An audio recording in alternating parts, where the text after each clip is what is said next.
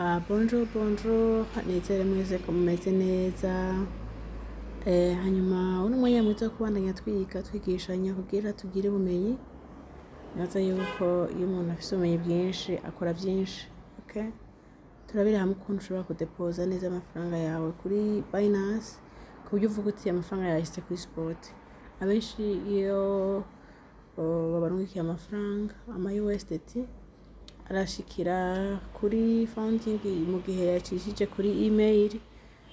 Okay, hanyuma cyane kuri ID hama amafaranga ntayabone ari visible kubera dukoresha crypto trading bot Royal ntayabone ari visible muri Royal gacha tangogira ubwoba ngo amafaranga ntihashikiriye ntiyabaye bien disposé kuri spot.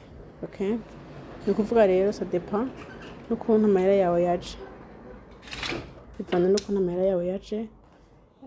Arashobora gushika kuri spot directement iyo yaciye kuri adresse wallet, aciye kuri adresse wallet ashikiramo kuri spot, ariko iyo yaciye kuri email amafaranga yawe ashikira kuri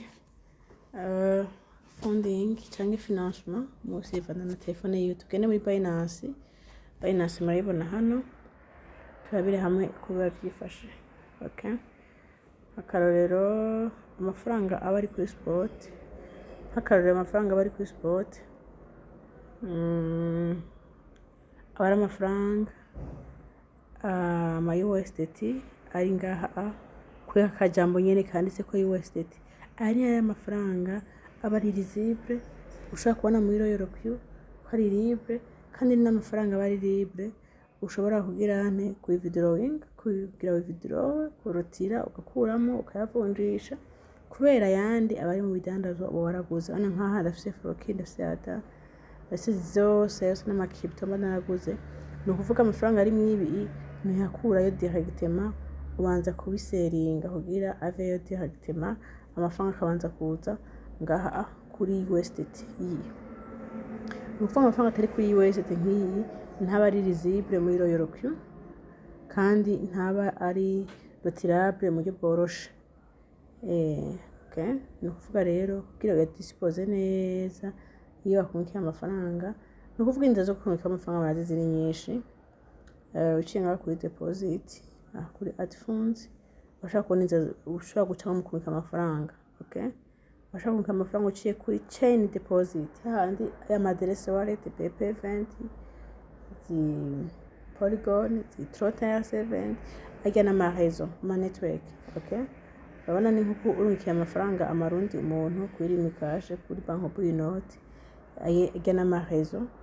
Urumva amahera ashika destination mugabo bivanye nyene bayarungitse, bivanye nyene bayarungitse rero ukuntu bagenda barakata utandukanye n'izi rezo zirakata utandukanye. Ni ukuvuga umuntu ashobora guhitamo agaprefera yashatse idakata menshi nka BP20 nk'akarorero, ariko kandi iyo ukarungikira Binance kuri Binance nyene nayo bagukata. Okay, hama receive from Binance users. Okay, ni ukuvuga ushobora kurungikira amahera umuntu uciye kuma ID, nimero ya telefone na email, hose amahera ashika. Mu buryo ashikaho rero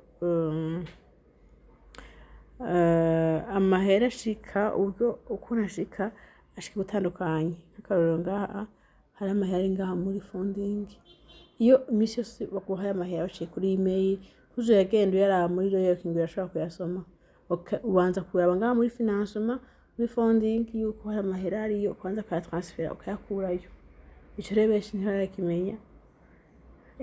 Kana kibereke kugira muzoboze biraborohera kugira uyatransfere abe visible, ni ukuvuga aje kuri spot. Hamwe ufite ngaha muri spot uyabona mu ncamake ngaha muri spot ubona aho yandi make nyene yasanzwe hari ariko hari ayandi ari ngaha muri funding udashobora kubona. Ni nkuko ushaka no kuyabikayo kugira uti amwe ndayashe kuri spot ndayakoresha abe utilisable, andi ndayashe muri funding mbe ndayabitse nzayakoresha undi munsi kanaka. Kandi yabikeyo nzayakoresha ikindi gihe. Ni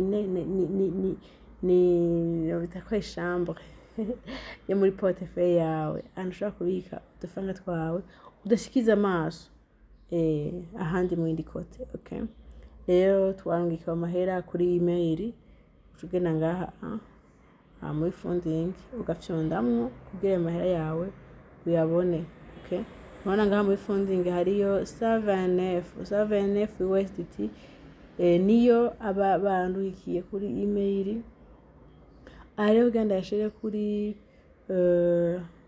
spot nca ngaha muri transfer niho nca ngaha. Okay, ugenda transfer je kuri spot abe visible abe utilisable muri trading. Okay, transférer.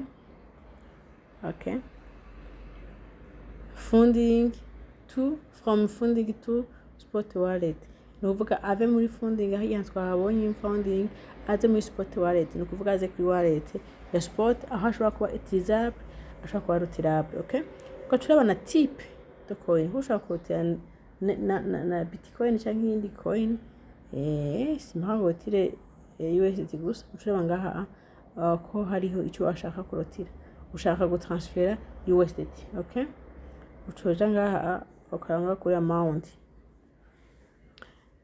ugashiramo mfasha kubwira available amount ariho yose ni 7.6 USDT. Rero mu ncamake ukora mba nkeneye kuyakoresha nkeneye kumika yose, umva nta byo ugandagabanya mwa ngombe urashaka kugabanya ngaho kandikamwo nka sandi USDT kubera abari gushaka mugabo puro mu makubera nshaka kure yose cinza ngaha kuri max kuri max.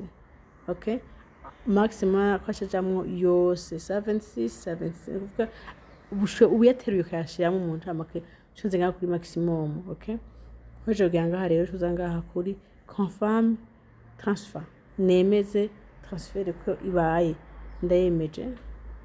Okay, bashamwe ngo transfer successful, ni kuvuga izi 7.6 ziremewe ziragiye kuri spot. Ngaca nshonda nkemeza ngaha kuri okay. Ndagufyindi urabona yuko kuva uheje kuyakuramo funding isigaye iri vide kubera yimukiye hehe kuri spot. Bana ya USD yawe iri vide, ni kuvuga usanga muri spot usanga rero yimukiye dufise ma 139 menga 136 je crois.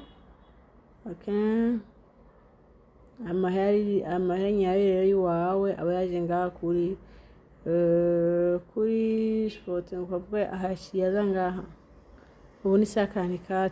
Okay, ya 76 yaje asanga yandi yari ahari acha totaliza aya 54.9, ni kuvuga rero ngaha amahari ngaha rero kuri spot ari kuri USDT niyo mahera ashobora kuba ari visible, niyo ashobora kugisha koze muri trading avec Royal Q.